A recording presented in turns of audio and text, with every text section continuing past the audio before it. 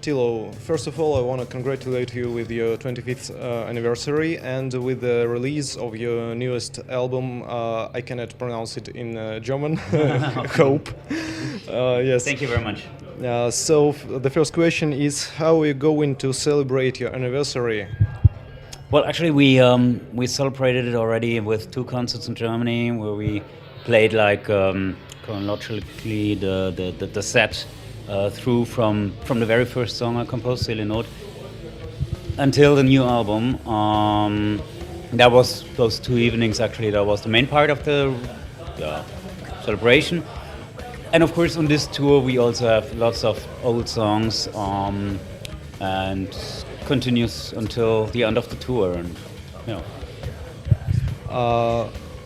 What do you feel after 25 years of being a real Gothic idol?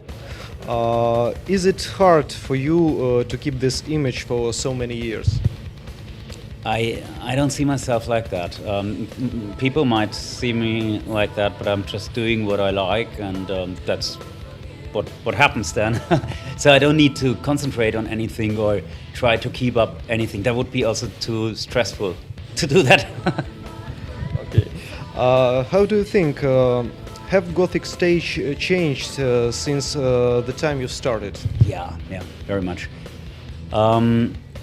When I started, actually, Gothic scene was more something where the people could identify with, where they could express themselves in the music, within the look and the style. Nowadays, I have the feeling it's more like a party scene, which is not bad, but it's different. It's more a party scene. It's probably easier for the people because you can drop in for the weekend, and then for normal day you can drop out again. But it's not that lifestyle anymore that I used to know, and that actually brings us back to the question you had before. For me, it's a lifestyle, so therefore I would never wear things that don't fit to my taste. So it just doesn't work. But if my taste changes, then I do it. For example, I cut my hair. I had long hair for a very long time, and I'm pretty sure many people are a bit sad about it.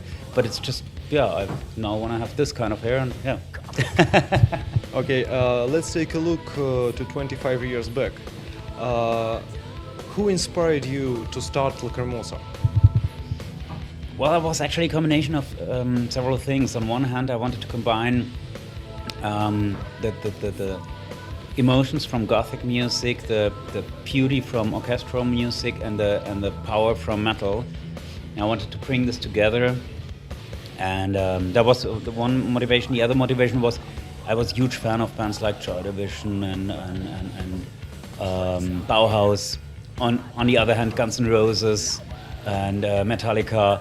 And to bring this together, I always thought why is there not a band for example, Metallica with a Black Album? There, for me, that was actually the starting point of Gothic metal for me personally, because Metallica suddenly did an album with pure emotional songs. That was totally new for me that time, because until then, metal was not really emotional. So that was kind of the kickoff.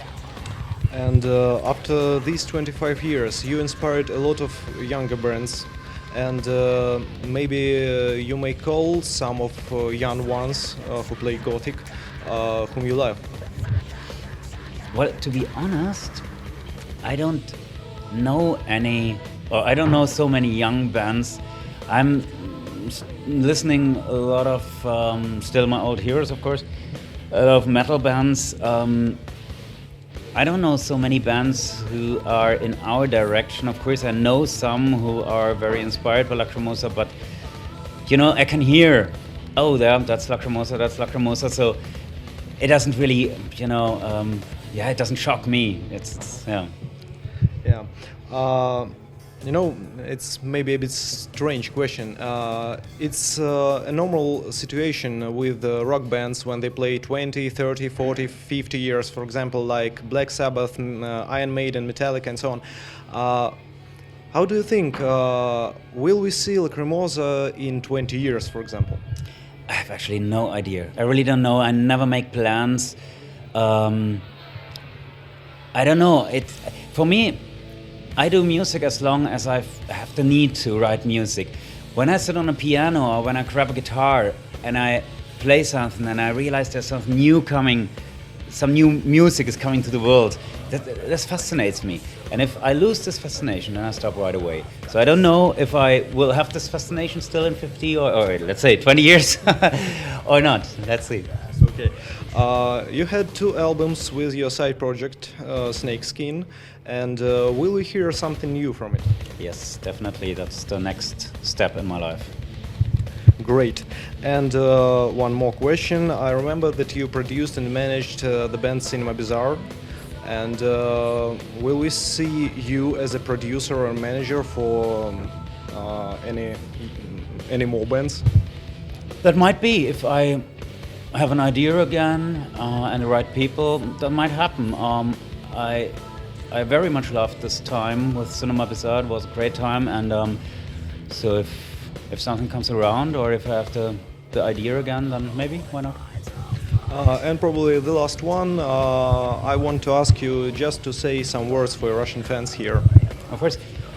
I mean, on one hand, I want to say thanks for your trust and your loyalty to us, because this is, since so many years we are able to come to Russia, and I just took a quick look outside, and the venue is getting full. It's amazing after so many years that there's still so many people coming, and I feel always the love. This pure love that the Russian fans have for us, and it's the most beautiful feeling to be loved, and I think you guys can feel that we love you very, very much. And I just said it yesterday. I'm pretty sad because it's the last concert on this tour in Russia. Tomorrow we are leaving Russia, and I'm a little sad already. So I hope I can come back soon with Lacrimosa, and I hope you come back too again. So thank you very much. Now for you and not for me. You won't escape the fight again. You and your guys